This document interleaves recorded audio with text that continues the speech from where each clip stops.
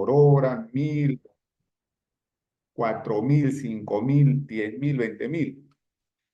Entonces, para eso, obviamente seleccionamos el tamaño de las plantas en función a la población a atender, ¿ya?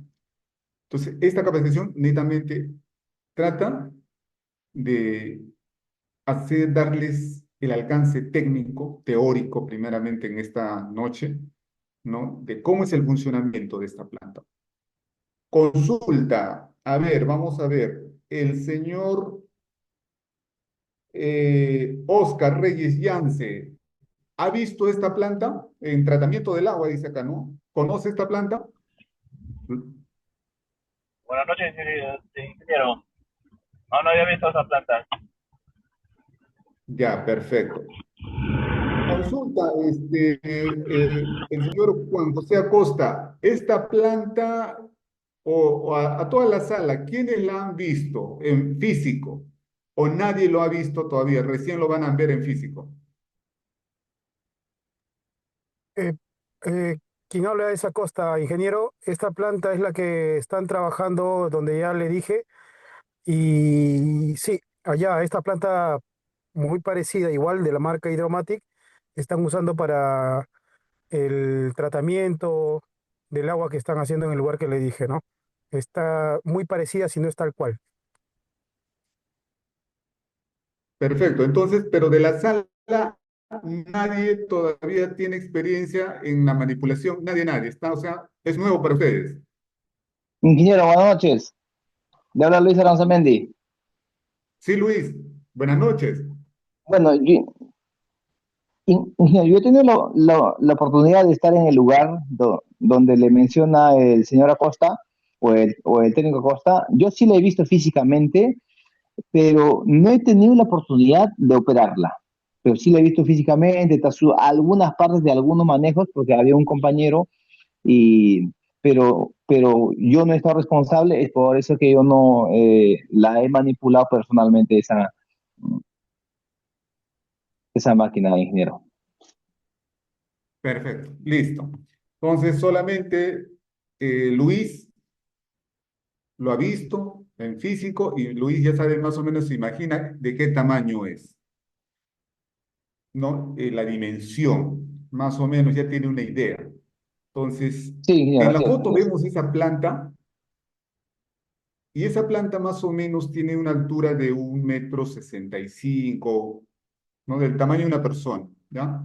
Unos 75 por ahí, ¿no? 80 lo máximo. Em, Luego, esa planta es compacta porque tiene un ancho y tiene una altura y tiene un largo, ¿no? Aproximado. Entonces se hace también, por un lado, portátil, pero en determinadas circunstancias, cuando ya deje de operarse, quiera trasladarse de un lugar a otro, podría trasladarse así, con agua, con todo, ¿no? Viene un montacarga o un camión grúa y simplemente hace el carguío adecuado y lo puede poner para trasladarlo de un lugar a otro, ¿no? Eso es lo bueno de esta planta compacta, es portátil. O en caso de que ya la planta quede en desuso, inoperativo, se puede vaciar, lavar, mantener y se hace más liviana la planta todavía, porque obviamente se sacan los medios filtrantes por separado y el peso se aligera, ¿no? Notablemente, aproximadamente sin agua, sin nada, esa planta está pesando por los 350 kilos aproximadamente.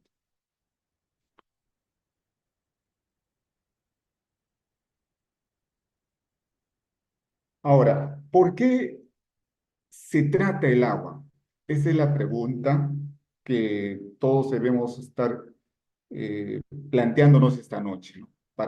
La capacitación es para tener ese concepto, esa definición.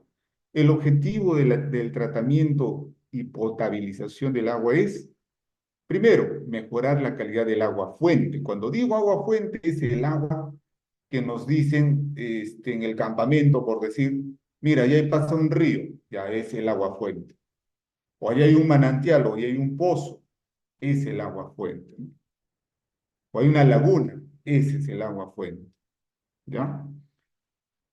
En segundo lugar, es eliminar el grado de contaminantes físicos, químicos y microbiológicos del agua fuente o del agua cruda, ¿ya? A partir de ese agua de río, o a partir de ese agua de laguna o de ese manantial, ¿no? Tenemos la función, el objetivo de tratar ese agua, porque ese agua puede tener esos contaminantes físicos, puede tener, por ejemplo, sedimentos, ¿no?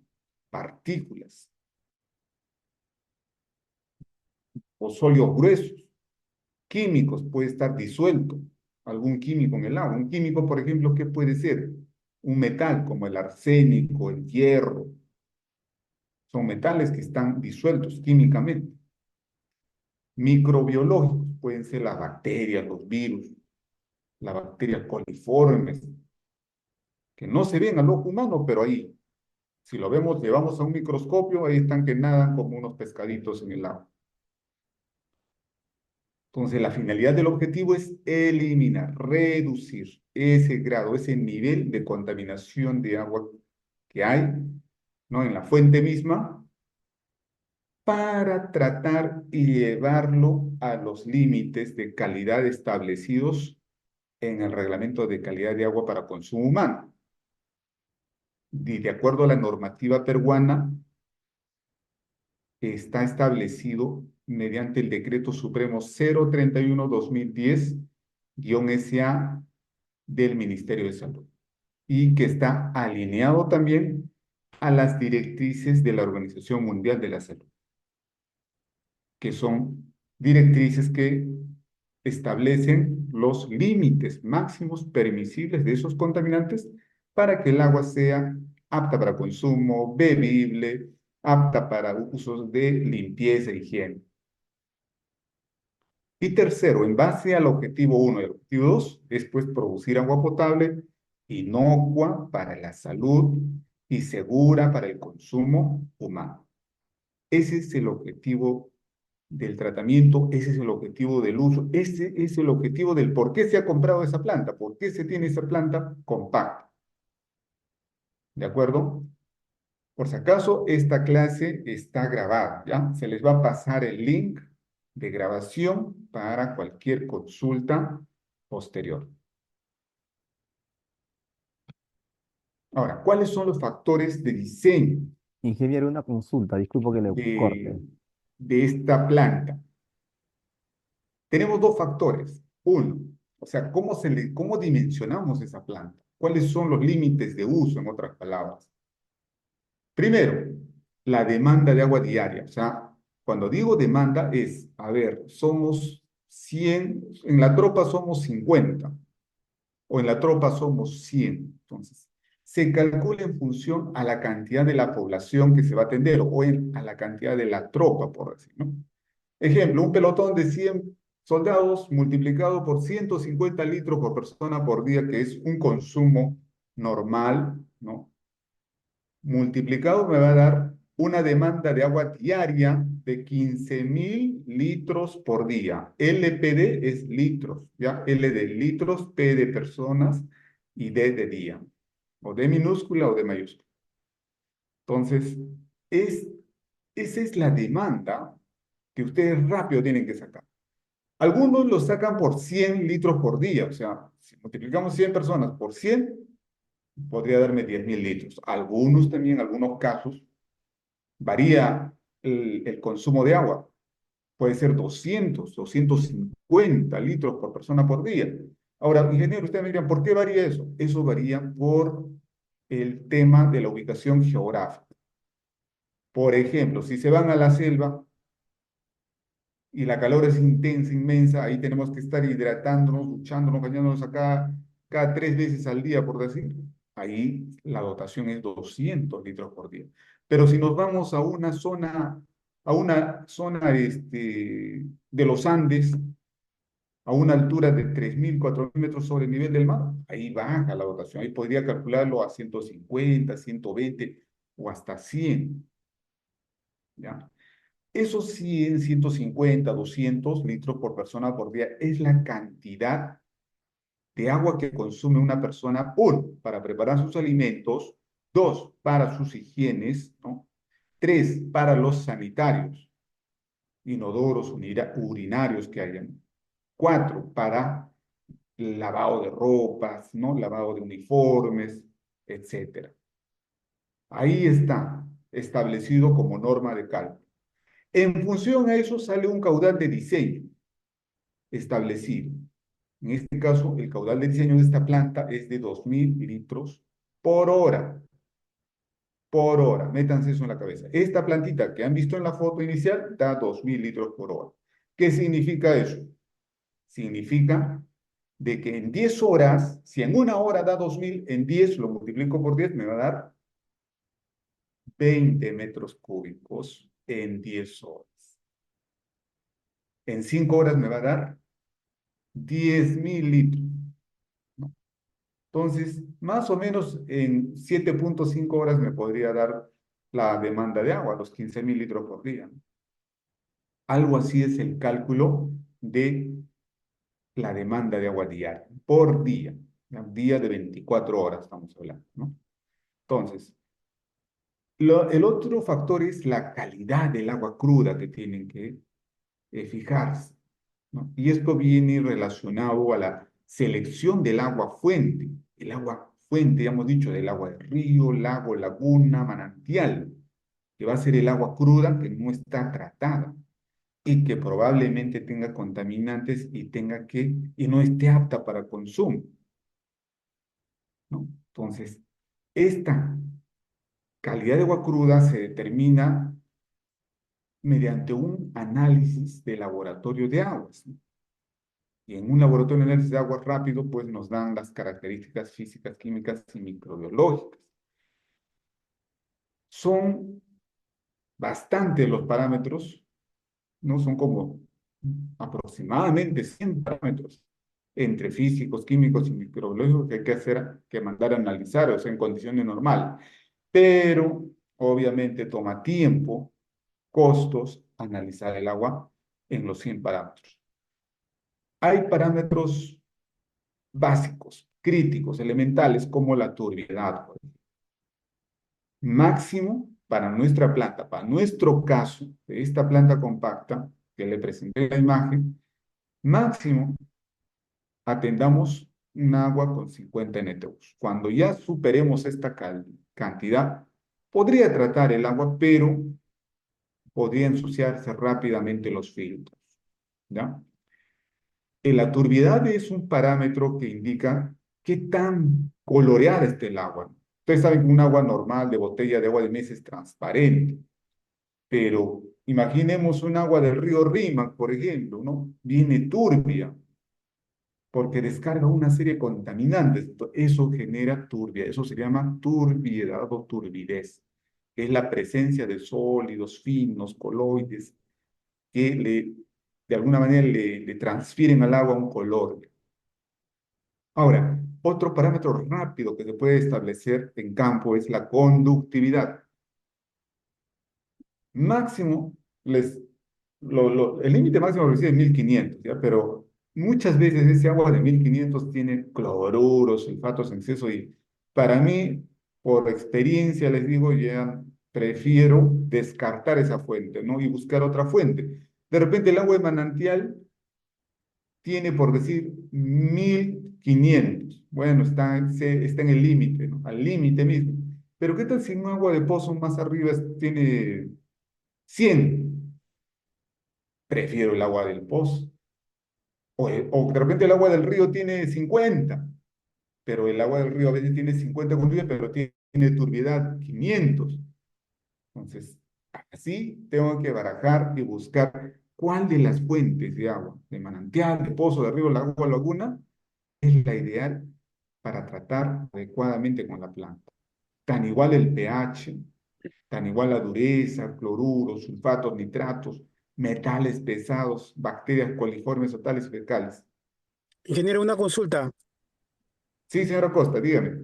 Eh, ¿Tiene algunas o sabe de algunas herramientas para poder verificar de manera, ya no en laboratorio, pero sí que haya para poder verificar de manera directa?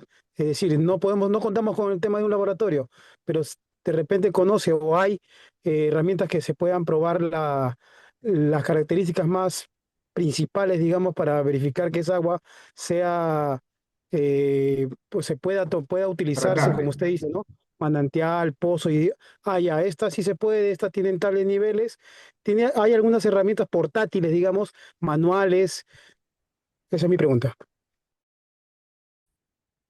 Perfecto. Muy bien. Muy buena pregunta, señora Costa. Sí lo hay. Sí hay medidores. Se llaman medidores portátiles. Para medir uno, la turbiedad, hay un turbidímetro. ¿Ya? O sea, ahí les voy a pasar todas las consultas que me hagan, ahí les voy a compartir al final qué equipos hay para verificar la calidad del agua en el sitio. Yo ya les voy a poner, primero, hay turbidímetros portátiles. Rápido, con una simple muestra gota nos va a decir qué tanto de turbiedad es el agua. 50, 100, 200. Conductividad, hay un conductímetro. También es portátil tipo lapicero que me permite determinar qué calidad de contaminación química tiene el agua, por ejemplo, ¿no? Máximo para tratar, para nuestro caso, 1000, les digo, pero bueno, el LMP, el límite máximo es 1500. Pero este conductímetro, así rápido, con una medición, un vaso de agua, introducimos el medidor y nos arroja rápido el resultado. Para medir el pH, ¿qué tenemos? Un pHímetro portátil, pequeño también. Para medir la dureza, también hay kit medidor de dureza. Se llaman medidores portátiles de dureza. El caso de cloruros, sulfatos, nitratos, metales pesados, coliformes totales y fecales, esos sí no tienen medidores. Esos sí tienen que ir sí o sí a un laboratorio. Sí o sí. Pero como no son tan recalcitrantes, ¿no? Para la evaluación a priori, con turbiedad, conductividad, pH y dureza, rápidamente podemos hacer un diagnóstico en base a ciertos niveles para ver qué agua seleccionamos. O el agua del manantial, o el agua del pozo, el agua del río, del lago o la laguna. Créanme que a veces solamente hay manantial, o créanme a veces en el lugar solamente hay río, o a veces solamente hay una laguna. No hay otra opción. Tenemos que tratar el agua y ahí vamos a aplicar ciertos criterios, y vamos a aplicar algunas medidas complementarias para purificar el agua. Acuérdense que el agua apta para consumo humano son de dos tipos, ¿ah? Uno es para consumo directo. Consumo directo es el agua de bebida y dos es el consumo indirecto, y el indirecto es para la higiene. Cuando vamos a la ducha, ahí nos bañamos, el agua no entra al organismo, no la estamos bebiendo, ¿no? Simplemente superficialmente. O cuando nos lavamos las manos, entonces son aguas de uso, consumo indirecto. Pero muy bien, la apreciación de nuestro compañero, el señor Acosta, vamos a enviar una respuesta todos los kits medidores posibles para que ustedes tengan esa herramienta de apoyo, ese medidor de apoyo que les permita diagnosticar la tratabilidad del agua cruda, del agua fuente, ¿correcto? Bueno, en la diapositiva también vamos a compartir un poco de las definiciones de qué es el agua potable, entonces. Ya lo hemos dicho, es el agua apta para consumo humano, directo en el caso de bebida, o sea, bebida ingesta que va a entrar al organismo, o indirecto en el caso de higienes, ¿no? Limpieza, ducha, lavandería, etcétera, etcétera, ¿no? Ahora, en la planta hay un fenómeno que se produce la absorción. Esto, por ejemplo, se desarrolla está relacionado al filtro de carbón activado, ¿ya?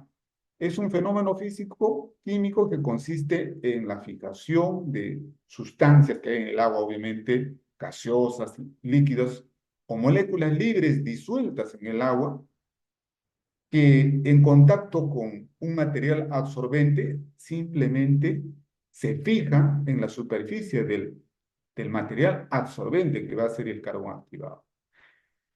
Ahora, En el caso de que ustedes, por ejemplo, muchas veces me voy a la selva y el pH del agua en los ríos de la selva está en 6, 5 a veces, ¿ya? Es ácida casi. ¿Por qué? Porque esa es la naturaleza propiamente de esas aguas. A veces hay 6,5, ¿no? A veces. Entonces, esas aguas muchas veces necesitan subirse el pH, al pH neutro, que es el nivel 7. Para subirlo, tengo que neutralizar. Entonces, ese fenómeno se llama neutralización, como, conocida como reacciones entre un ácido y una base, ¿no? Para poder acondicionar el pH del agua, o volverlo de ácido a básico, o bajarlo de básico a ácido. A veces también hay aguas muy alcalinas, ¿no? Entonces, eso es uno de los procesos también que tenemos que conocer. Para eso hay el pHímetro, por ejemplo, ¿no? ¿Qué pasa si, a ver, el señor Acosta encuentra un agua de buena calidad, pero el pH es muy ácido?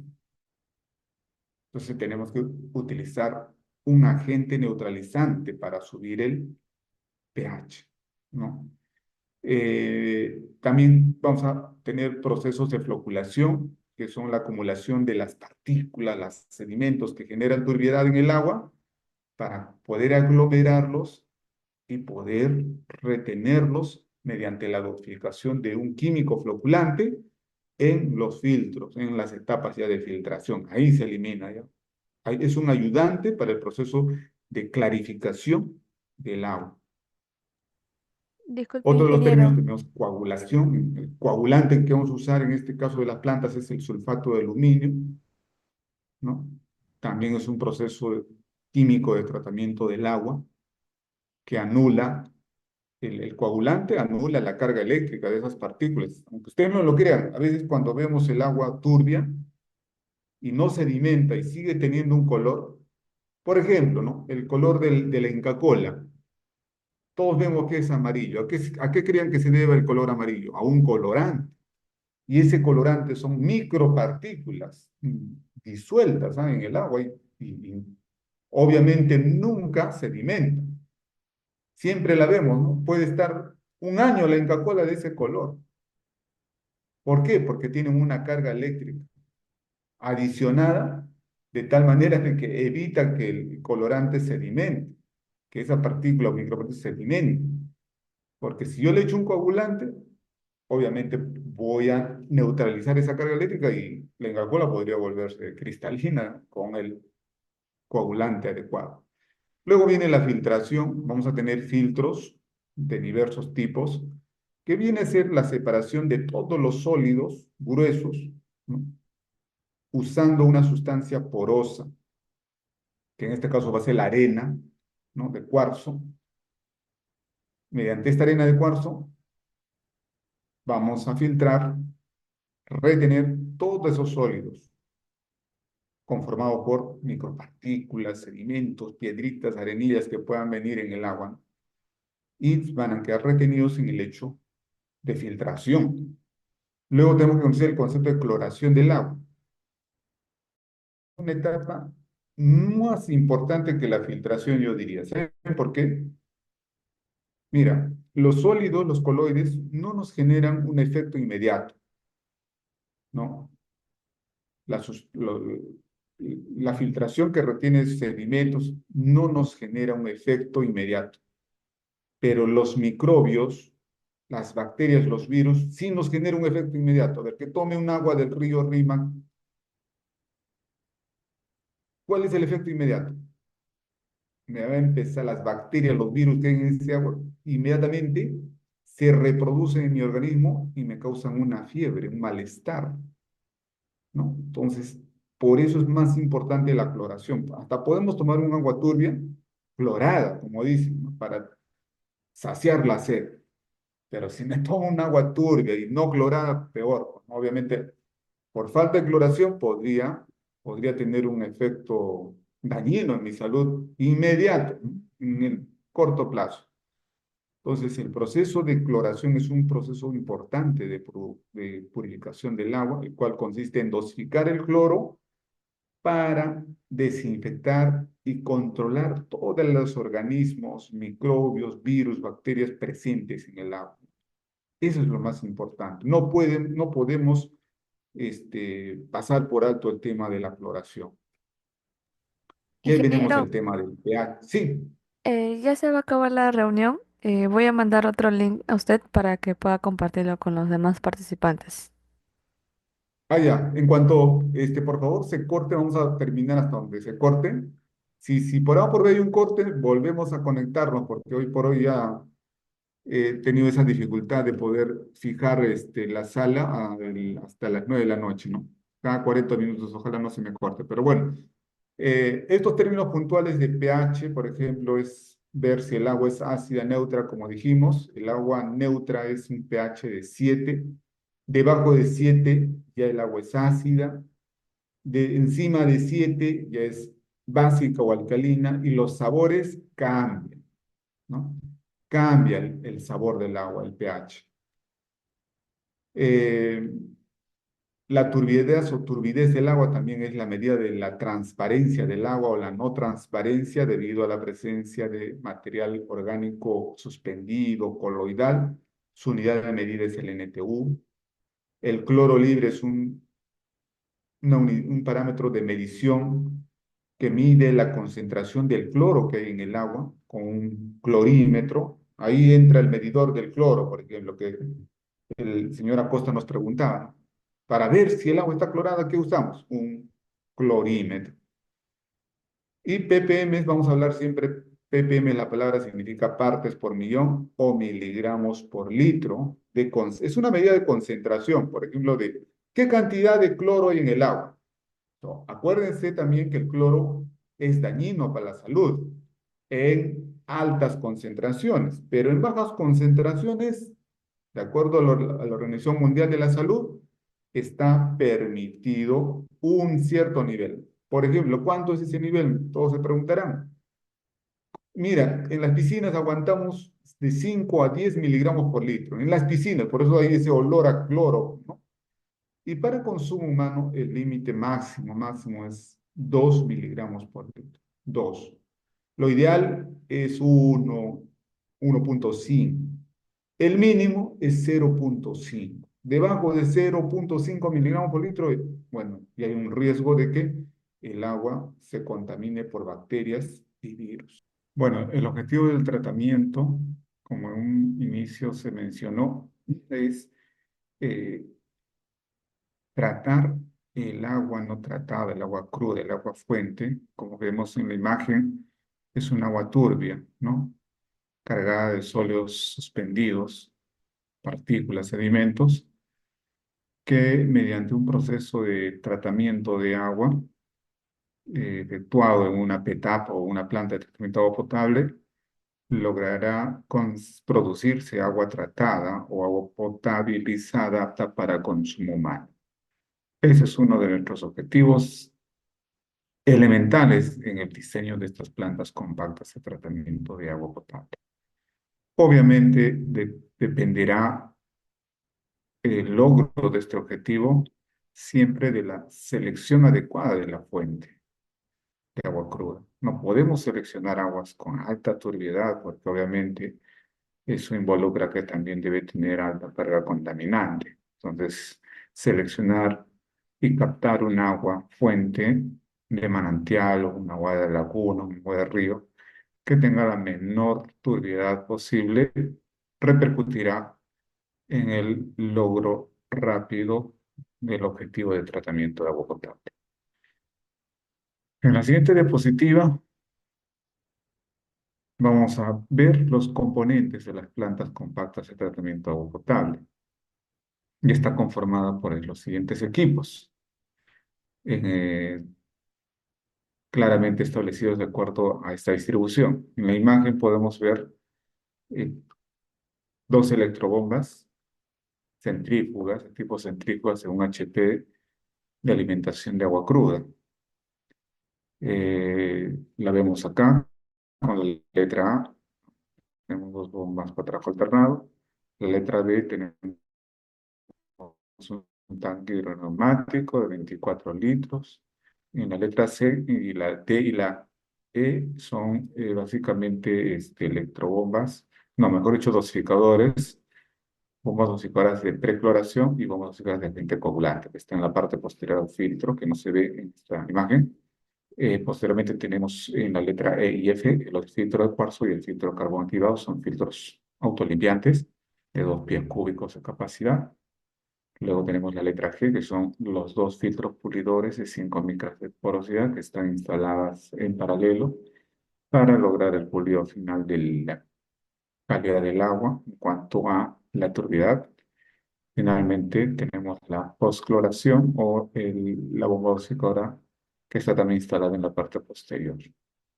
Y como último componentes tenemos el tablero de control eléctrico de 220 voltios de corriente monofásica.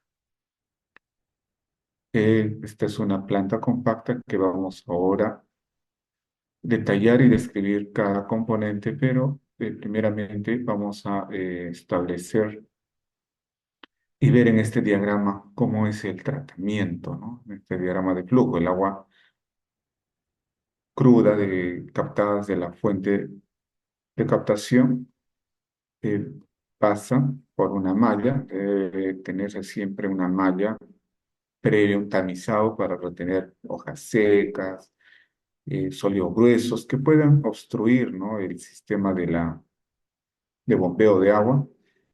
Tenemos dos bombas de agua, en nuestro caso hay un sistema de bombeo, hay un sistema de dosificación de cloro y coagulante en línea, los cuales hidráulicamente se mezclan y pasan por los filtros 1 de arena y el filtro 2 de carbón que están instaladas en serie.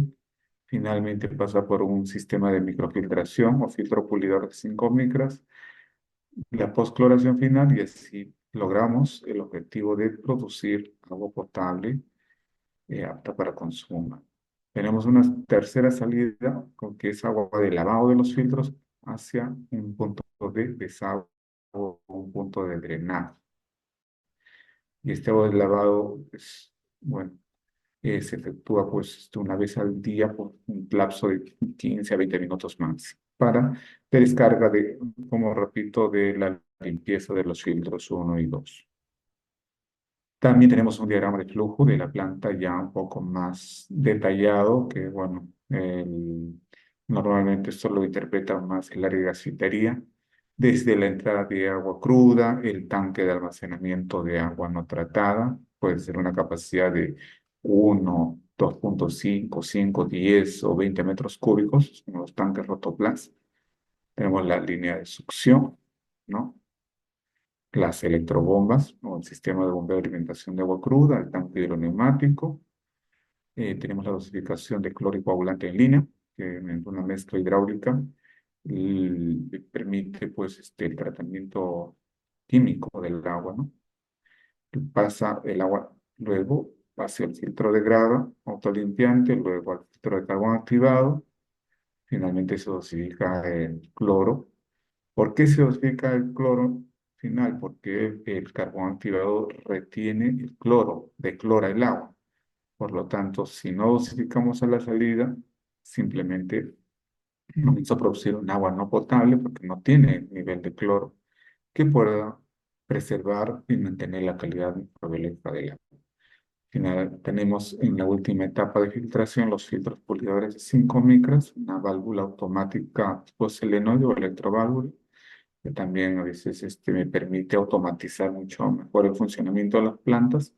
Cuando los tanques están llenos o cuando los filtros se retrolaven, la válvula solenoide o la electroválvula se cierra y hace de que el sistema se mantenga presurizado hasta que termine la limpieza o hasta que los niveles de agua bajen, ¿no?, para poder eh, reponer el agua en el tanque de agua tratada o agua potabilizada, que también puede ser un tanque similar, ¿no?, al del agua cruda. Y a partir de acá ya tenemos el agua potabilizada apta para la distribución hacia los puntos de uso, mediante otro sistema de abastecimiento de agua potable que estará conformado por una bomba, un tanque hidroneumático, mediante el cual puede lanzar agua a presión constante a los puntos de uso como el comedor, los baños, las duchas, la lavandería, etcétera, ¿no? Este es el esquema de cómo funciona una planta compacta automatizada. Podemos automatizar en un funcional también al encendido de los controles de nivel alto y bajo mediante radares eléctricos. Aquí tenemos el plano de instalación de la planta, ¿no? Ya está en físico, siempre hay un tanque de almacenamiento previo a la entrada de agua cruda. Esta es una vista frontal de la planta. Podemos ver acá, esto está debajo de una caseta techada para evitar que la lluvia o el polvo pueda desgastar o deteriorar los equipos y componentes de la planta. Se recomienda que esto esté bajo techo, ¿no? También el sol, a veces el sol de alguna manera repercute en el daño progresivo de todos los componentes o un cableado que pueda resecarse. La planta tiene una medida de unos 60 aproximadamente de largo por unos 77 de alto y por 90 centímetros de profundidad. ¿No? Esta es la forma en la que se conectan mediante sistemas de gasfitería, ¿no? Tuberías de 1 pulgada, tanto a la entrada como a la salida, o de 3/4, normal, lo que es mejor se disponga para poder conectarte el tanque de almacenamiento en agua no tratada con la planta de tratamiento de agua y posteriormente la salida de agua potabilizada, captarla y almacenarla en otro tanque de almacenamiento de agua tratada o potabilizada para posteriormente ya enviarlo a la red de abastecimiento de agua del campamento. Este es otro plano de instalación, una vista de planta. Acá vemos estas plantas compactas, como lo repito, tienen un ancho de 90 centímetros, menos de 1 metro. Son portátiles, por tanto, y esta es una caseta que puede ser muy bien de 3x2, ¿no? Cerrada y techada, y, bueno, asegurada, pues, ¿no? Contra cualquier contingencia de robo o pérdida. En esta diapositiva vamos a describir todas las electrobombas de alimentación. Eh, Acá tenemos en la planta 2 bombas instaladas. Todos los equipos que estoy describiendo es lo que la planta tiene, ¿no? Son bombas centrífugas de alimentación de agua cruda, asegura caudal y la presión necesaria para la operación de los filtros, captan el agua de un tanque de almacenamiento previo, trabajan con corriente eléctrica 220 voltios monofásicos, son de tipo centrífugas de 1 HP de potencia y trabajan en forma alterna. O sea, una está funcionando y la otra está en stand-by. No es la bomba backup o también nunca trabajan las dos a la vez. Eh, Estos son los controles del sistema y componentes del sistema de bombeo que vemos. Les vale la pena poder identificar para poder eh, tener pleno conocimiento, ¿no? del cambio de repuestos, del cambio ante un deterioro, ¿no? de cualquier componente de estos, poder hacer el cambio respectivo. Acá tenemos el tanque hidroneumático de 24 litros. ¿Por qué se le dice hidroneumático? Porque internamente tiene dos componentes. Tiene un componente que es una parte parecida a una cámara de una llanta, ¿no? Tiene un bladder interno donde va la parte del agua y externo, fuera del bladder, tiene una cámara de aire que está conectada con un pistón con esta tapa negra y desde donde se inyecta, por ejemplo, una presión de recarga de aire puede estar en 25 libras o 25 PSI de presión y eso se recarga con esos mecanismos de inyección de aire a presión, no similar a las de las llantas, como repito, y con un medidor de presión de llanta se puede calibrar la presión a 24 o 22 PSI, ¿no? 2 PSI por encima del arranque de las bombas. Entonces, esto normalmente está en un repuesto que con los años se desgasta, propio del funcionamiento hidráulico. Luego tenemos el presostato, el automático de presión, que es esta cajita negra. ¿Por qué se le dice automático? Porque regula la presión de encendido y la presión de apagado máxima. Por ejemplo, ante una presión máxima, que en caso se cierre una llave o se cierre la electroválvula por que ya el tanque de agua tratada esté lleno, simplemente la presión sube a 40 PSI, que es su límite máximo, y apaga automáticamente la planta y básicamente desenergiza la planta, las bombas de agua. Y ante una apertura de las válvulas automáticas, la presión en el manómetro baja, por decir a 20 PSI, y el automático presión actúa, energiza nuevamente y enciende automáticamente la bomba. Tenemos el manómetro de presión de 0 a 100 psi con glicerina de 2.5 pulgadas de diámetro. Y acá tenemos las dos electrobombas centrífugas de un HP de 220 voltios de trabajo alternado. Todo esto está controlado desde este tablero eléctrico de control que está adosado en la planta, que es de 220 voltios, el cual más adelante vamos a detallar. También tenemos en la planta los dosificadores de cloro, en este caso la bomba dosificadora de precloración. Para esto utilizamos el hipoclorito de calcio. El sistema este de cloración está conformado por esta bomba dosificadora de 35 watts de potencia y 220 voltios de corriente eléctrica de funcionamiento, motor monofásico. Y también está conformado por un tanque de polietileno de 100 litros. Esta primera etapa de cloración permite que el cloro actúe como un desinfectante y oxidante para evitar el ensuciamiento de los lechos filtrantes, ya que en caso no se haga esto, pues puedan los filtros, por decir, ¿no? Si entran larvas, gusanitos a los filtros, podrían procrearse dentro de los filtros y de conferirle un mal sabor y olor al agua. Entonces, el cloro evita justamente que dentro de los filtros se creen pues estos microorganismos, ¿no? Y tenerlos libres de toda contaminación orgánica y microbiológica. Podemos usar para la cloración el hipoclorito de calcio, que viene en una concentración al 70%, es el cloro granulado seco, o podemos usar el hipoclorito de sodio líquido, que viene en concentraciones del 7%, y de esto pues se diluye el agua, en agua limpia al 1%. Por ejemplo, podemos diluir uno en 100 partes, un kilo de cloro en 100 partes de agua, un kilo de hipoclorito de calcio en 100 litros de agua. Así tenemos el tanque de 100 litros. Como repito, esta precloración ayuda a eliminar las bacterias, los microorganismos y los microbios del agua. Estos son el mecanismo de cómo se calcula la dosificación de cloro, ¿no? A partir de una solución al 1% o al 0.2%, al 0.5%, ¿no? Las concentraciones son bajas. Para eso se pesa medio kilo de hipoclorito de calcio al 65 al 70% para 5 días, ¿no? Y se diluye en 100 litros de agua limpia en el tanque, ¿no? La dosis de cloro se regula mediante la bomba dosificadora. Si por decir tenemos un caudal de agua de 2.000 litros por hora, ¿no? La dosis de solución de hipoclorito establecida y recomendada, ¿no? Es de una parte por millón. Entonces, la bomba dosificadora permite, mediante este regulador, esta previa reguladora, lograr esta dosificación final en el agua, ¿no? Del cloro, porque una sobredosis de cloro podría también cambiar el sabor del agua y alterar ¿no? La calidad del agua. Un elevado nivel de cloro tampoco es adecuado porque recordemos que el cloro es un agente químico y también es en excesivas concentraciones es dañino, pero a esta concentración pues no es dañina para el organismo.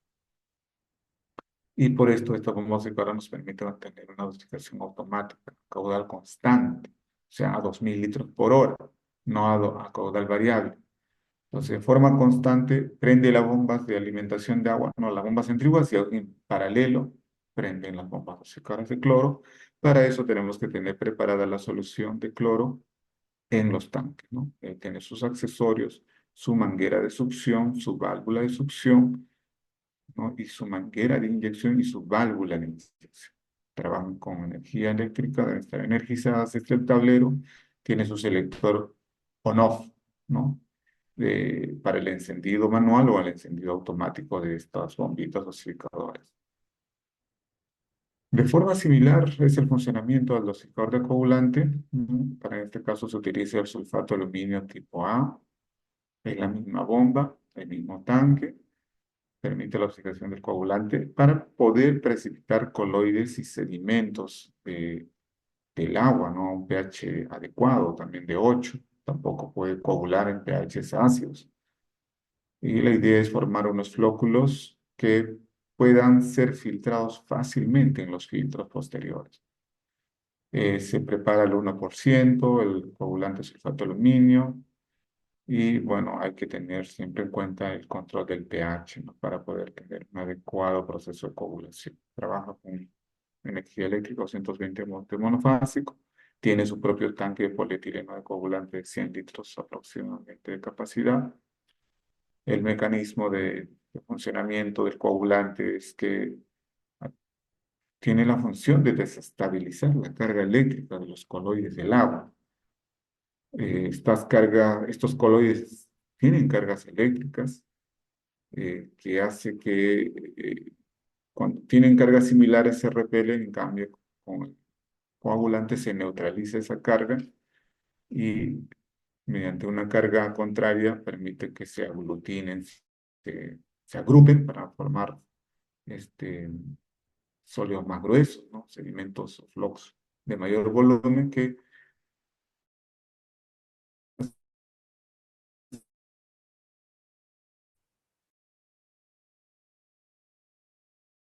la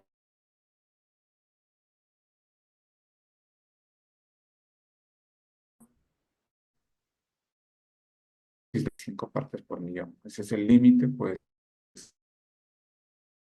de la demanda de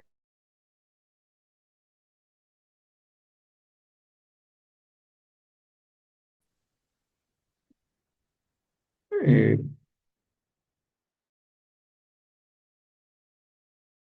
sulfato de aluminio que permite desestabilizar la carga eléctrica de los coloides y partículas del agua para poder facilitar la aglomeración y formar flocos más gruesos de mayor volumen que permita y facilite la filtración de estos coloides en los filtros posteriores.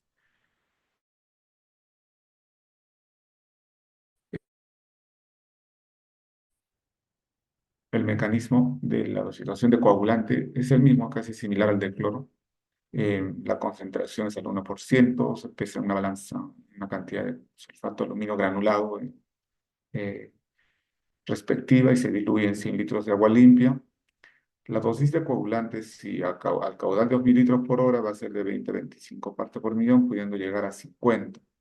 La dosificación es automática, consta de los mismos componentes similares a los que ya hemos explicado para el cloro, la manguera de succión, la manguera de inyección en línea y a presión constante. El proceso de coagulación, como dijimos, pues permite que estos coloides de carga negativa, ¿no? Que están en suspensión en el agua, mediante la acción del coagulante, que tiene una carga contraria a estos coloides, permite una atracción, porque estos coloides de carga negativa entre ellos se repelen y nunca sedimentan, pero cuando con la ayuda de un coagulante se crea una carga contraria y empieza la atracción, ¿no? Entre cargas opuestas y al final logramos la floculación, que es el proceso de la aglutinación de más coloides y coagulante aglutinado para poder así lograr y facilitar la separación en los filtros posteriores, ¿no? En las etapas de filtración, que como vemos acá en la imagen, tiene nuestra planta compacta y consta del filtro de cuarzo, filtro de carbono activado, que son los filtros principales, y los filtros pulidores de microfiltración. ¿En qué consiste el filtro de arena de cuarzo autolimpiante? Es un filtro diseñado para retener partículas y sedimentos mayores a 20 micras, ¿no? Entonces el agua cruda, con cloro y con coagulante, ingresa a los filtros y los sólidos suspendidos en el agua atraviesan el medio filtrante, descienden por el lecho filtrante y quedan retenidos en los lechos filtrantes. En la parte baja ya tenemos un colector de agua filtrada que envía el agua filtrada a la salida, ¿no? Ya para pasar a la siguiente etapa de filtración. Ahora, este filtro, como es el primer filtro de arena, va a retener la mayor cantidad de sedimentos y partículas. Entonces necesita una limpieza. Entonces la evacuación de los óleos y las partículas, sedimentos retenidos en el lecho filtrante se evacúa y se expulsa automáticamente. Por eso es un filtro autolimpiante, mediante esta válvula cabezal automática que controla la limpieza periódica, puede ser una vez al día o dos veces al día o interdiario cada 3 veces, cada 3 días, ¿no? Y esto se controla mediante esta válvula automática y en un tiempo de, acá dice, el proceso de limpieza es de 15 minutos o 20 minutos a lo mucho. Y eso va a depender obviamente de la calidad del agua que ingrese a los filtros. Si ingresan aguas turbias, obviamente van a colmatar más rápido los filtros. Y en comparación que si ingresan aguas pocamente turbias, los filtros van a retrolavarse cada 2 días, 3 días, ¿no? El grado de ensuciamiento va a ser mínimo. El siguiente filtro que tenemos es el filtro de carbón activado, autolimpiante. Finalmente, vamos a pasar a ver nos habíamos quedado en el tema de los filtros pulidores de microfiltración. ¿Me escuchan todos? Sí, ¿no? Por esta sí, ingeniero Acosta, sí lo estoy escuchando. Afirmativo, instructor Damián. Correcto. Entonces, como última etapa de tratamiento de la planta compacta, tenemos los filtros pulidores. Tenemos dos cartuchos filtrantes de 4.5 por 20 instalados en paralelo, ¿ya? O sea, en paralelo significa que entran, el agua fluye a través de estos cartuchos, pasa a través de estos cartuchos, ¿no? Y por la parte externa, y en la parte del medio hay un orificio, ¿no? Con un huequito ahí. Esa parte conecta ya con las salidas del agua limpia. Por ejemplo, ¿qué pasa si pasa un poco de arenilla, un poco de carbón? Queda retenido acá. Y muchas veces este cartucho también se ensucia con coloides. A veces hay coloides en exceso y este cartucho, miren, de un cartucho nuevo que es blanco, y ustedes dirán, ¿de qué material es, ingeniero? Esos cartuchos son de fibra de polipropileno, o sea, son como hilos. Es como un algodón blanco, ¿no? Como una gasa blanca. Entonces, estos cartuchos del color blanco terminan a veces bien marrones, bien oscuros, color de la cocoa, ¿no? El cacao, negro en algunos casos. Eso, por ejemplo, va a depender, como les digo, del tipo de agua. A veces aguas del río me ensucian más rápido, las aguas de manantiales me ensucian obviamente menos rápido, ¿no? Son más durables. Entonces, estos filtros, una vez sucios, evitan el flujo del agua, se taponean los poros y ya no deja pasar el agua. Si está produciendo el agua por ser a una velocidad de 2000 litros por hora, por culpa de este cartucho sucio, el agua puede estar saliendo solamente 1000 litros por hora. Y si lo sacamos el cartucho del portafiltro y dejamos pasar el agua así, ahí recuperamos la velocidad de 2000 litros por hora. O sea, es como los filtros de aire de los carros, ¿no? También se ensucian, igualito más o menos. Tiene una vida útil. Máximo, por ejemplo, para aguas de río podría durar en un mes. Yo he visto, por ejemplo, hay cartuchos que saturan en un día. Y hay gente que compra 30 cartuchos para el mes, multiplicado por 12 hasta para el año se estoquean de cartuchos. No es lo ideal, no es lo normal, pero a veces pues es el agua que tenemos, es la fuente que tenemos, ¿qué hacemos, no? Ingeniero, una Y hay consulta. cartuchos donde también duran pues 6 meses. Pues mucho Ingeniero, depende de los coloides que hay en el pozo, en el río, en la laguna, ¿no? La captación del agua cruda, del agua fuente. señor, ingeniero, Sí, una sí, señor consulta. Acosta.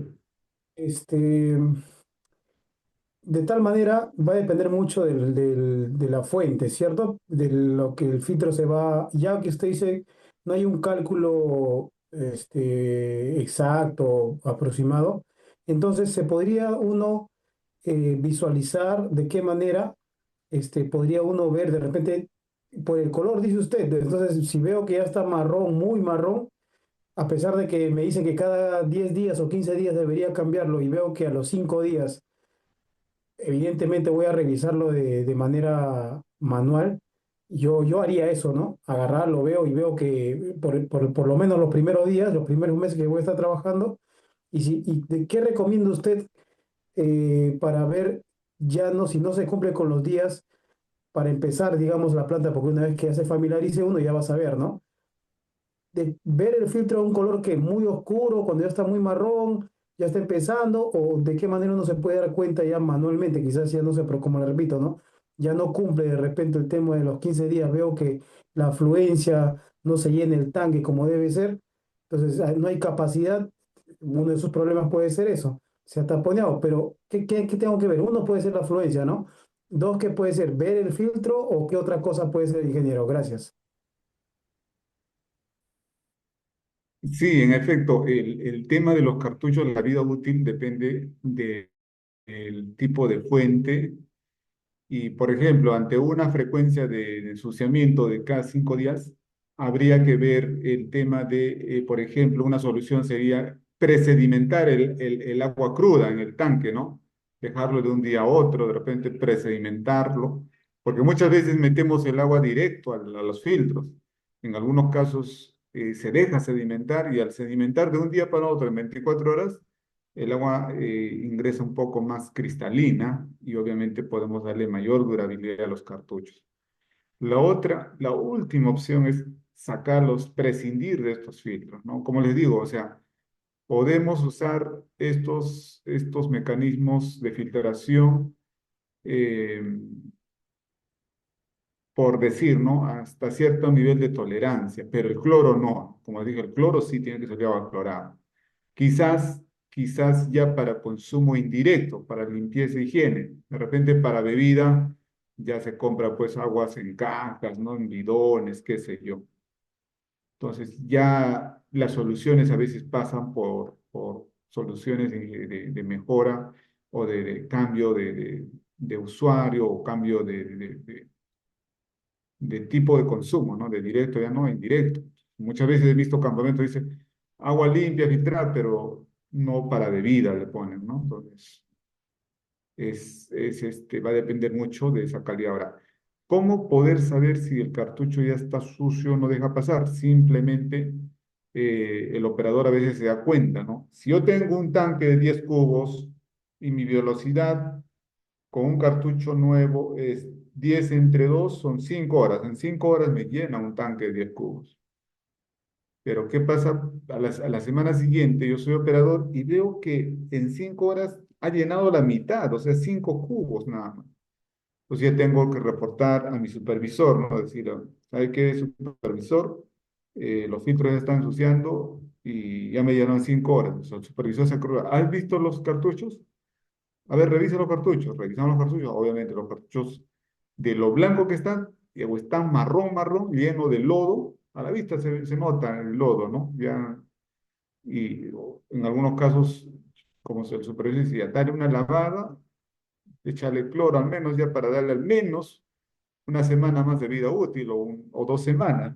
¿Podríamos lavar el filtro? Sí, en algunos casos ha funcionado, pero cuando ya no es lavable ni se recupera, a lo mucho dura un día y no va a estar lavando uno todos los días, pues. Entonces, para esos casos es buscar un nuevo cartucho filtrante de repuesto, ¿no? Ahora, la otra alternativa de sin destapar, sin desarmar, ¿no? Porque obviamente para poder abrir el cartucho hay que destapar la tapa, hay que girar ese portafiltro color azul, ¿no? Está enroscable, son enroscables y con la presión de las manos o de una faja, simplemente en el sentido contra las agujas del reloj, se destapa y se visualiza si el cartucho está sucio o está limpio. Lo otro es, señora Costa y todos los compañeros que están en la sala, es verificar el manómetro de presión, ¿ya? El manómetro de presión que está en la bomba, cuando un filtro está limpio, ¿no? O también hay manómetros de presión ahí cerca a los filtros, ¿ah? Si el filtro está limpio, la caída de presión de un filtro limpio es mínima. O sea, por ejemplo, está en 30 PSI, pero cuando un cartucho filtrante está sucio, la presión se sube a 40. 40 menos 30, hay una disminución, ¿no? Si hoy día, 28, por decir, de junio, he cambiado el cartucho, de acá al 28 de julio, ¿no? El 28 de junio la presión estaba en 30 PSI y el 28 de julio se subió a 40. Significa que el cartucho filtrante se me ha ensuciado. Pero ¿qué pasa si destapo y está blanco? Ah, no, ya no es el cartucho, ya puede ser que sea el filtro de arena o el filtro de carbón activado. Y así, en campo vamos a encontrar una serie de elementos que puedan estar interfiriendo en la vida útil de ese cartucho. Ahora, la idea de ese cartucho tampoco es crítico, como decía. ¿Qué pasa si sin cartucho el agua está con una turbiedad de 4 NTU? Es apta para consumo. El límite máximo para consumo es 5 NTU o unidades nefilométricas de turbidez para consumo humano. Entonces, como si tenemos un turbinímetro y el agua está marcando 4 NTU, mejor saco los cartuchos, ¿no? Para que tampoco voy a tener pues cartuchos a disposición y por falta de un cartucho y tengo una calidad de agua adecuada, no voy a dejar de producir agua. Salvo que el agua ya me suba por 6 7 8 9 10 NTUs, ahí sí, pues, ¿no? En esos casos sí. Entonces, el tablero de control que tenemos es un sistema de control que permite que la planta trabaje de forma automatizada o también pueda trabajar en modo manual. ¿Ya? Tiene una serie de componentes, interruptores, ¿no? O termomagnéticos, fusibles, contactores, relés, luces LED, ¿no? Selectores de encendido apagado, borneras, el gabinete es metálico, tiene una chapa LED, para el cerrado respectivo. Entonces, estos componentes normalmente podrían también ser susceptibles de un daño, una sobretensión, podría dañar el sistema electrónico, ¿no? De los componentes eléctricos en nuestra planta.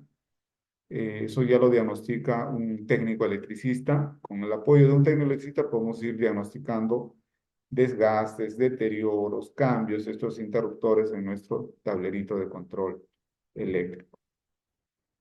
En Eh, el tablero, sí, Profe, una pregunta. En sí, cuanto al Rubén. tema de filtros, son esos accesorios son más delicados que en corto tiempo se puede ensuciar dependiendo la gravedad del agua, ¿no es cierto? Entonces, lo que mi pregunta es en Sí, cuanto a lo que es para la compra, para la adquisición de ese filtro como repuesto, ¿tienen que ser necesariamente la misma marca del todo el equipo, del sistema de equipo, o es compatible con otras marcas? sí, señor Rubén, es compatible con otras marcas. Mira, nosotros trabajamos con la marca Hydronics, ya, Hydronics. De repente encuentra otra marca, ¿no? De Watts, hay marca Hydro, marca Aqua. La idea es que tenga la medida. La medida de ese filtro el modelo es 4.5 por 20. No, 10, mejor dicho, 4.5 por 10. Esa es la medida. Y tiene que venir en esa medida, listo. 4.5 pulgadas de diámetro, o sea, como hemos visto acá, ¿no? En el filtro, ¿no? El señor Rubén nos dice, a ver, ¿qué pasa si estos filtros se ensucian? ¿De dónde lo puedo comprar?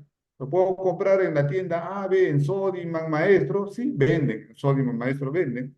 Estos cartuchos, el modelo 4.5 por 10, ¿qué significa? 4.5 de diámetro, o sea, es más o menos, son cilíndricos, ¿no? La forma, y 10 pulgadas de alto. Esto está en pulgadas. ¿Por qué? Porque es un equipo americano. O sea, normalmente esto lo han diseñado pues los americanos y lo han establecido, ¿no? Ahora ya obviamente ya viene de China, todo ya viene ya, todo se fabrica en China ya. Los chinos igual le han hecho un copy-pega y ahora ellos fabrican también. La medida es estándar, 4.5 por 10. 4.5 de diámetro y 10 pulgadas de alto. Pero ¿qué pasa si el proveedor les miente y les manda 4.5 por 20? No le va a dar a tu portafiltro, no va a entrar. ¿O qué tal si les engaña, les manda 2.5 por 10, muy chiquito tampoco? No, tampoco le va a dar. Entonces a veces hay que fijarse, ¿no? Exactamente hay que quedar en el mano porque hay vendedores inescrupulosos, pues te ofrecen, sí, sí, ese. Al momento de llegarte el pedido te llegan los cartuchos inadecuados, ¿no?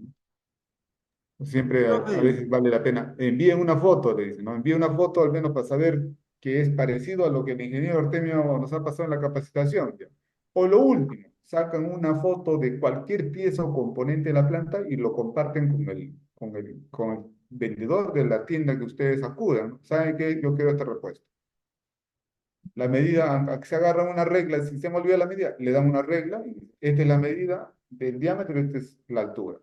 Aunque sea pueden sacarlo en centímetros, pero debe darle esa medida. Entonces, ahí tenemos el tablero de control eléctrico, trabaja con 220 voltios. A veces hay caídas de tensión en el sistema, cae a veces 180, eso daña el sistema electrónico, daña los motores, ¿no? Entonces ya no levanta la presión y hay que restablecer la tensión. Preferible mantenerlo con 210, 220, 210, 220, ¿no? Pero si ya baja a 200 o 180, 190, me va a quemar las lámparas LED, en fin, una serie de daños que puedan sufrir, sobre todo estas válvulas, ¿no? Acá vemos las válvulas de control automático que también quiero que aprendan y en la clase práctica vamos a aprender con mayor precisión la manipulación de esto. Acá les voy a dar un avance. La clase se las voy a pasar, compartir el día de mañana y de acá hasta el día en que nos encontremos en la parte práctica, vayan más o menos revisando, ¿no? La, la información que se le va a brindar hasta ahí y ya en la clase práctica me hacen las consultas más precisas. Pero acá les doy un avance, ¿no? Esta es una válvula de control automático de la marca Pentair, modelo Performa 263, así, ¿no? Todas esas informaciones ahí están, todos tienen su modelo en las placas. Ustedes ven en la placa de la bomba, ahí, así como una placa de un carro, ¿no? O su marca, tiene su marca y estos también tienen su modelo. Ahí está plaqueado. Ustedes tienen que pedir un repuesto compatible para esa marca, para ese modelo, de cualquier proveedor. Ahí tiene su tanque, también es compatible con cualquier marca. Si hoy vendió la marca Hidromatic, hay tanques de otra marca, pueden comprar, no hay problema. El medio filtrante también es compatible. Pues todo es compatible, ¿no? Con cualquier otro. Eso es lo bueno de nosotros, que no trabajamos con cosas que no sean estándares o compatibles. Estas son las partes de la válvula automática. Hay un sensor óptico que se daña a los 2 años, 3 años por la humedad y aparece error 3 en la pantalla LED, ¿ya? Ese error 3 simplemente no falla del sensor óptico. ¿Tiene repuesto? Sí. Luego tiene el eje de levas, tiene el tema del motor eléctrico 220. Y acá tenemos la entrada, siempre por la mano izquierda y la salida por la mano derecha, viéndolo frontalmente a la válvula. Son conexiones de 1 pulgada roscadas. Tiene una salida de drenaje de 3/4, ¿no? Para el área de gasfitería ya conoce, pues, las conexiones estándar, ¿no? Eh, Tiene 2 botones en la pantalla LED, un botón con una flecha para arriba, que significa para poder buscar la programación adecuada, o una flecha para abajo, por ejemplo, quiero buscar qué día es. Acá tenemos en inglés, ¿no? Sunday, Monday, Tuesday, Wednesday, Thursday, Friday, Saturday. O sea, significa domingo, lunes, martes, miércoles, jueves, viernes, sábado. Esos son los días de la semana.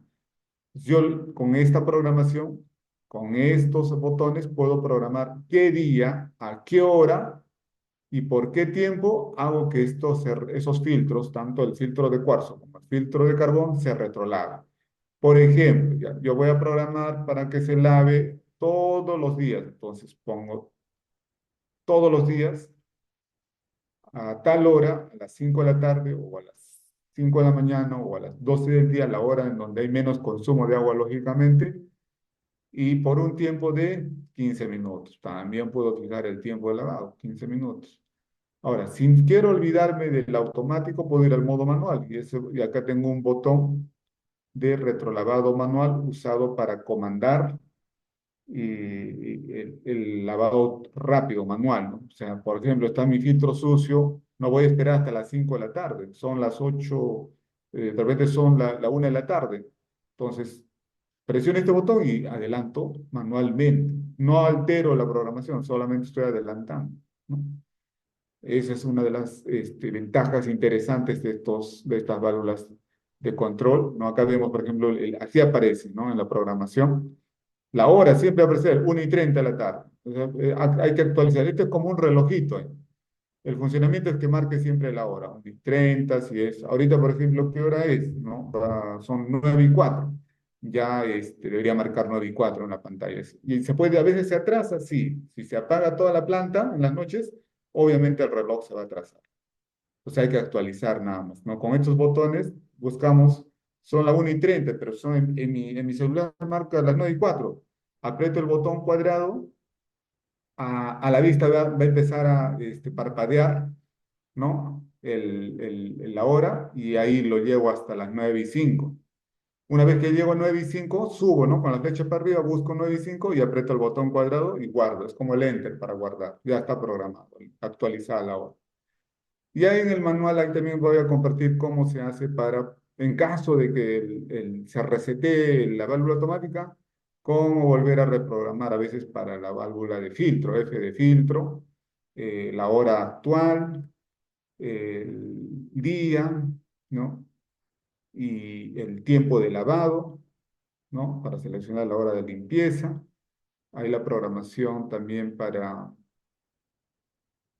la frecuencia de lavados, ¿no? Para seleccionar cada cuántos días. Puedo poner cada 3 días, o 1 significa diario, 2 interdiario, 3 cada 3 días, 4 cada día, cada 7 días, una vez a la semana puede lavarse, cada 7 días. También hay en el manual hay para resetear la programación en caso de que quiera cambiar de modo de programación, pero no, eso es ya otras cosas complementarias. Eso lo vamos a ver en la parte práctica, ahí en el día en que estemos ahí con el funcionamiento de los cabezales. Y estos son los ciclos de limpieza de los filtros, ¿no? Acá está el filtro en un esquema, el lecho de filtración, repito, toda esa parte plomita es la arena o puede ser el carbón. Y en servicio, bueno, el flujo es descendente. Bueno, el agua entra, atraviesa el lecho, en la parte baja hay toberas, tobera inferior, y esa tobera inferior retiene la grava, porque si no tuviera esa tobera, esa canastilla, la grava se saldría, ¿no? Entonces, para que no se salga, se retiene mediante esa tobera. Entonces, el agua entra por una caña central y sale pues, por la parte derecha y el agua filtrada. Por la parte izquierda entra el agua cruda y por la parte derecha sale agua filtrada. Ahora, cuando entra en limpieza, este es en funcionamiento normal o en servicio. Cuando entra en limpieza, entra el C1, el ciclo 1, que es el retrolavado backwash. Se invierte el flujo, ¿no? Y ya el agua ya entra en flujo ascendente, ¿no? Internamente hace un cambio de compuertas y ya el flujo se vuelve ascendente dentro del flujo. Toda la suciedad que estaba acá encima queda expulsada hacia el desagüe o al drenaje. Acá tenemos el drenaje, ¿no es cierto? En el retrolavado ya se purga toda esa agua sucia que se retiene en el filtro, se va a lavar automáticamente. Por eso el filtro es autolimpiante. Luego de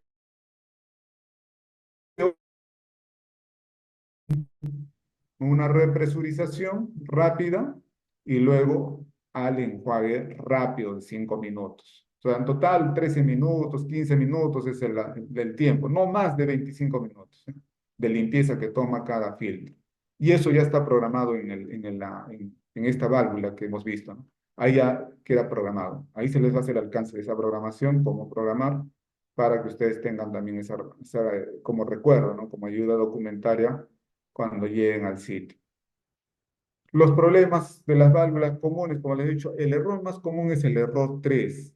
Entonces, ese error 3 pues, es propio ya del uso, ¿no? Ya si la planta tiene 3 años, la válvula tiene 3 años, entonces ya significa reemplazar en este orden, ¿no?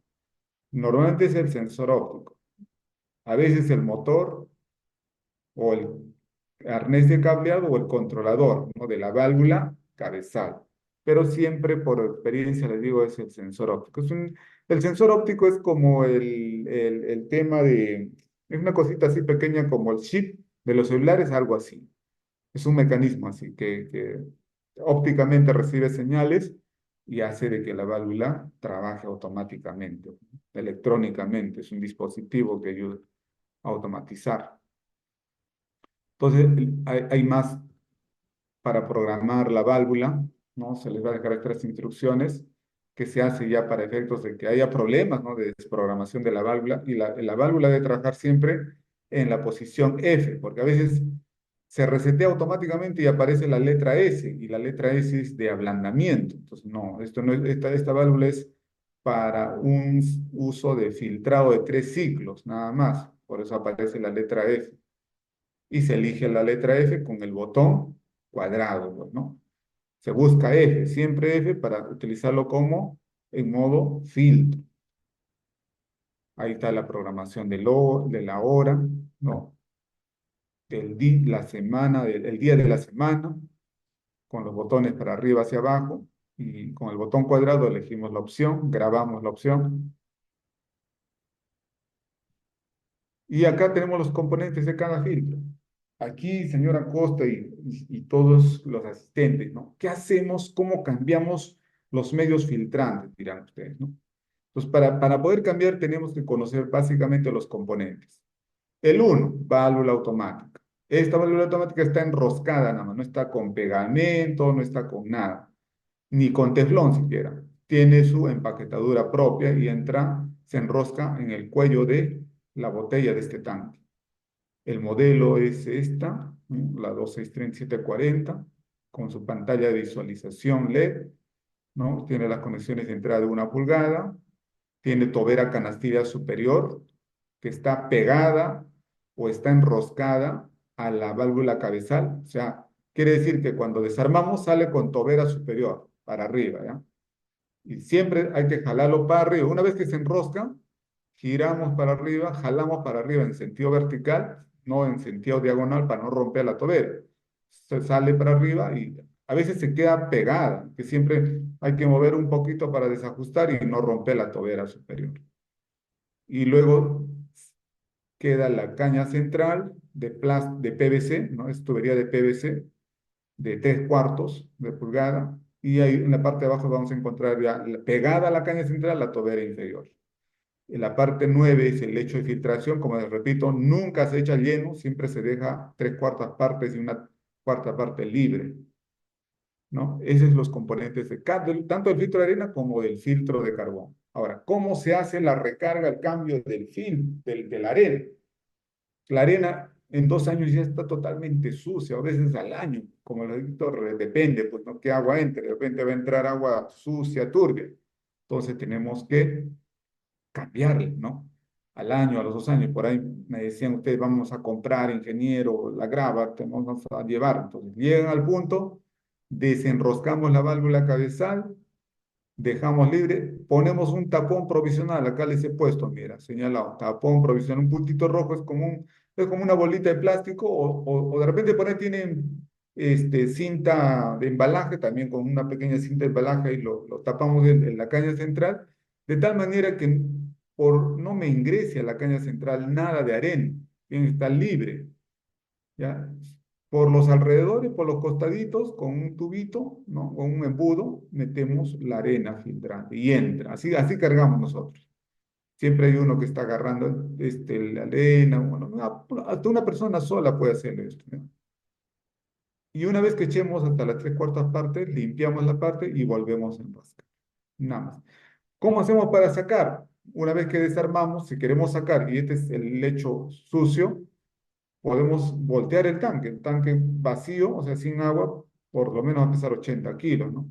Entonces, con la ayuda de alguien más, podemos echar el tanque y poco a poco ir vaciando la arena. A veces hasta con la caña se puede salir, la caña sale para arriba, entonces, y el tanque está sucio, entonces ya necesita una limpieza interna, ¿no? Podemos meter un escobillón que entre a la boca del tanque, ¿no? De esos escobillones parecido pues a los que lavan el water, ¿no es cierto? Algo así, ¿no? Algo así. Son escobillones que entran y se puede limpiar las paredes del tanque. Y una enjuagada con hipoclorito de sodio para desinfectar y así dejarlo limpio el tanque luego de un año durante el mantenimiento anual, ¿no? De un año de uso. Ese es el procedimiento que también en la práctica vamos a ver cómo se hace, cómo se desarma, es un avance. Ahora, respecto a las bombas dosificadoras, como les he dicho, también familiarícense con el conector de descarga y el conector de succión. ¿no? Y acá tenemos la perilla de regulación y su lámpara, su lucecita LED de funcionamiento. Esos son los fijadores de cloro y coagulante. Ya también vamos a verlo esto en vivo, en directo, ahí en la visita práctica que vamos a hacer a la planta. Estos son los accesorios, los repuestos del dosificador, ¿no? La válvula de inyección, las mangueras de succión, las mangueras de descarga y la válvula de pie o la canastilla de succión de agua, que también son repuestos de todos los bombos dosificadores que a los años, 2 años, 3 años, a los 5 años a veces ya se deterioran, ¿no? Las mismas empaquetaduras que tienen acá de sellado se desgastan y ya, bueno, no. Si conseguimos una empaquetadura similar, podría reemplazarse, pero muchas veces es difícil, no son comerciales, entonces se tiene que cambiar todo este kit de repuestos. O sea, esto se llama kit de repuestos de cambio de las bombas dosificadoras para que trabajen normalmente. La preparación del cloro, bueno, acá les dejo como ayuda de memoria cómo preparar. Esta es una preparación, ¿no? Disolver 200 gramos en 70 litros de agua, ¿no? De repente, disolver 300 en 100 litros. Son concentraciones promedio, aproximadas, no es puntual. Lo puedo regular. Ustedes saben que con la perilla de regulación de cloro puedo regular al final. Entonces, es una preparación a priori. Es la solución madre, preparada en el tanque de 100 litros. De ahí, la bomba dosificadora inyecta a 1 ppm, o sea, ya en baja concentración. ¿No? ¿Para qué? Para que el agua sea apta para consumo y no tenga olor de cloro o sabor a cloro. La dosificación es de 1 ppm, mínimo 0,5 en los puntos de uso, que es lo que dice la norma peruana. El procedimiento de control vamos a hacerlo mediante el kit medidor de cloro, que más adelante también ya les voy a enseñar la imagen, ¿no? Acá está, por ejemplo, este es el kit medidor de cloro libre y el pH. Hay en la marca La Mota, en marca Pentair, de las más baratas a las más caras. Hay digitales también en la marca Hanna. Pues todos estos son medidores portátiles, que con la ayuda de estos reactivos, ya sea en pastillas DPD o en estos líquidos ¿no? de detección de cloro, tomamos una muestra de 5 ml en estos frascos, echamos 5 gotitas de cloro y 5 gotitas del pHímetro acá y podemos rápidamente, agitamos, tapamos y agitamos y la muestra de agua, vamos a visualizar que si se colorea amarilla intensa, significa que hay alta cloración. Acá va a haber una escala de colores. Si es un amarillo bien intenso, mucho cloro. Si es un amarillo parecido al de la tapa, así, ¿no? Es intenso, ese es mucho cloro. Tiene que ser un amarillo, un marfil, ¿no? Más tenue. ¿Para qué? Para que esté dentro de 1 ppm o 1,5, que es lo ideal. Pero si le echo 5 gotas y el agua sigue siendo blanca, transparente, significa que no hay cloro. En cambio, con el pH, si es muy rosado, es muy alcalino, dice, ¿no? Acá. Y si es muy amarillo, también es muy ácido. Entonces, a veces se vuelve anaranjado y es ácido. Y esos son los medidores de cloro libre y pH que hay en el mercado. Pueden haber otras marcas. Este es el kit medidor de pH del agua, ¿no? Es para medir el pH si es en un rango de 0 a 14. Se toma una muestrita de agua en un vaso y se saca de la cajita pues el medidor. Tiene pilas, funciona a pilas con un LED y va a marcar pues un pH de 7 o 6 o 8, dependiendo de la calidad del agua. Otro de los medidores portátiles es el medidor de conductividad. El rango es de 0 a 9.999, entonces me voy a un río, tomo una muestra de agua, si está marcando 2000, tiene mucha contaminación, de repente hasta hay una descarga minera aguas arriba, ¿no? Los ríos normalmente, tienen una baja conductividad, ¿no? Cuando un río está limpio, pucha, la conductividad es como del cielo, ¿no? El agua de los glaciares. El agua de los glaciares es como el agua destilada. Entonces va a marcar por lo menos 9 de conductividad. En cambio, 9.990 es un agua de un pozo cerca de una playa, un pozo playero, algo así, ¿no? Entonces, Hay también kit medidor de dureza. Bueno, la dureza a veces se mide, la dureza límite es 500, podría formar cálculos renales. En caso de Lima, por ejemplo, la dureza es 200 y está dentro del límite para consumo. ¿Y cómo detectamos la dureza? Cuando hervimos el agua en las teteras. Si hervimos un agua muy dura, pucha, que en la tetera a la semana ya tiene una costra de sarro, pero si a las, al año no se forma esa costra, significa que el agua no es dura, es blanda, entonces la dureza es mínima, es una forma visual. Ahora, ¿qué insumos utiliza la planta? Ya hemos dicho, cloro o en forma de hipoclorito de calcio y el coagulante que es el sulfato de aluminio. Esto hay marcas y marcas de diversas índoles, ¿no? Viene al 60, al 70%, al 35%, dependiendo. Entonces yo acá les hago un cálculo aproximado, ¿no?, de mi consumo. Por ejemplo, si yo produzco una velocidad de 2 metros cúbicos por hora, lo hago funcionar 10 horas al día, produzco 20 metros cúbicos al día. Si dosifico 2 ppm o 2 gramos por metro cúbico, mi consumo de hipoclorito va a ser 40 gramos por día al 100%, pero como el cloro viene al 70%, voy a consumir 57 gramos por día. Por día. Ya ahí multiplican por 30 días, por un año, en fin. Tan igual para el sulfato de aluminio. Acá sí la dosis es más alta, siempre. Y obviamente también los consumos varían. Ahora, ¿cuál es la particularidad de estos insumos químicos?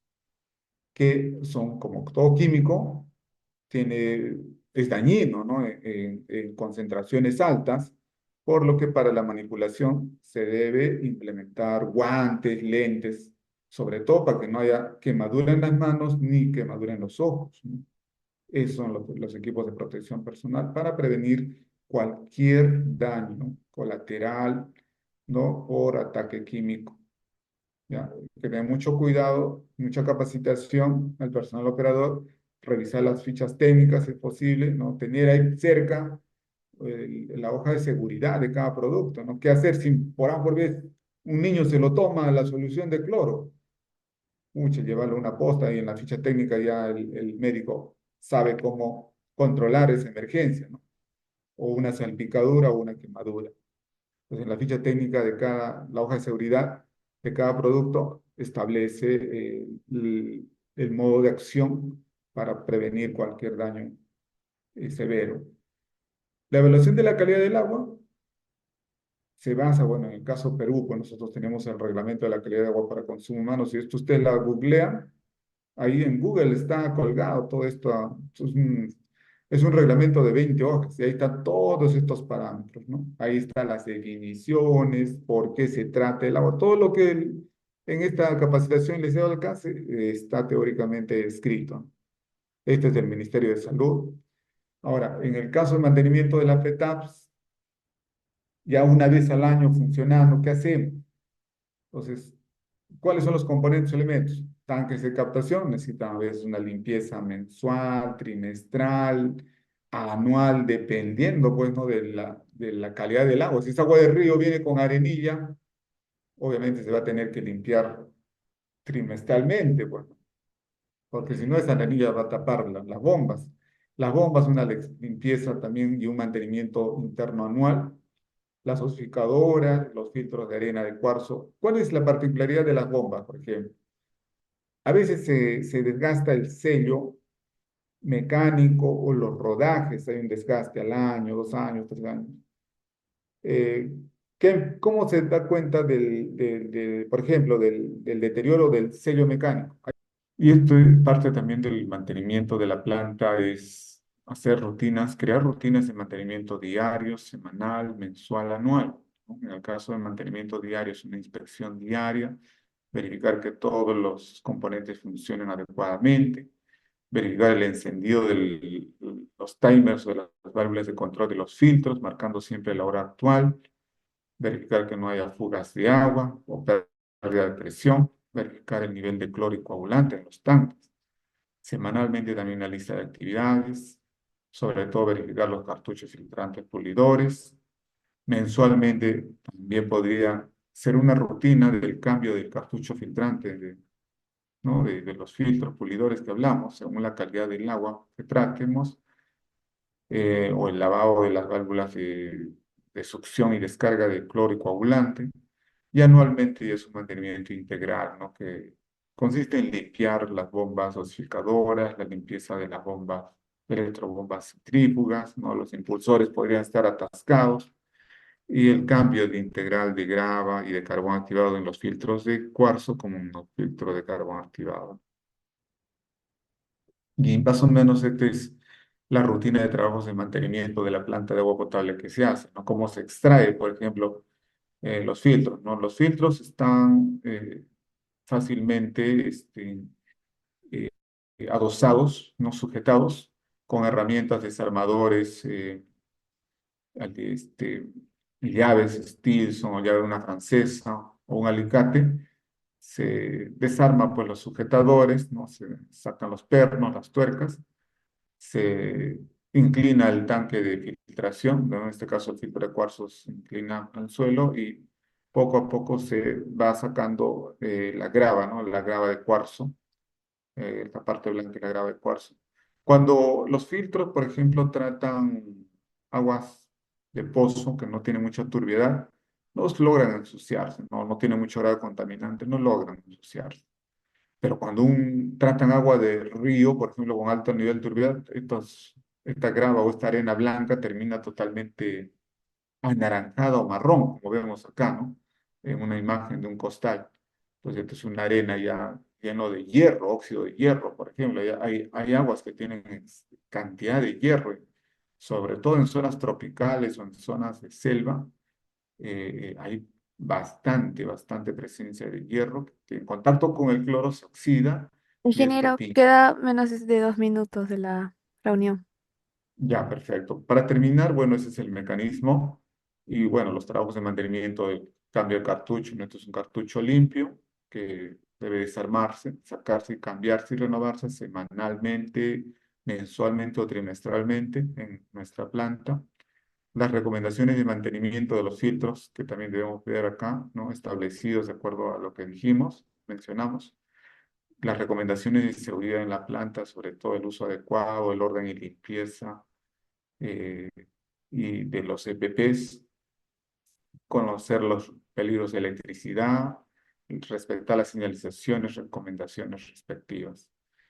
Las ventajas de nuestra planta potable va a ser reducir la turbiedad, reducir el mal olor, sabor del agua, reducción de bacterias y patógenos en un 99% y obtención de agua potabilizada apta para consumo. Bien, en una siguiente presentación vamos a poder absolver las preguntas. Ahí están mis correos, mi celular. Cualquier duda, consulta que tengan, podemos atenderlos.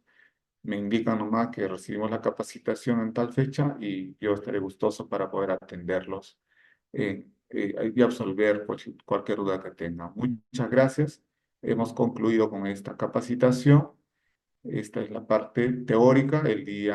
La semana siguiente vamos a tener la parte práctica y vamos a poder abordar a detalle los aspectos técnicos del funcionamiento ya in situ con una planta así.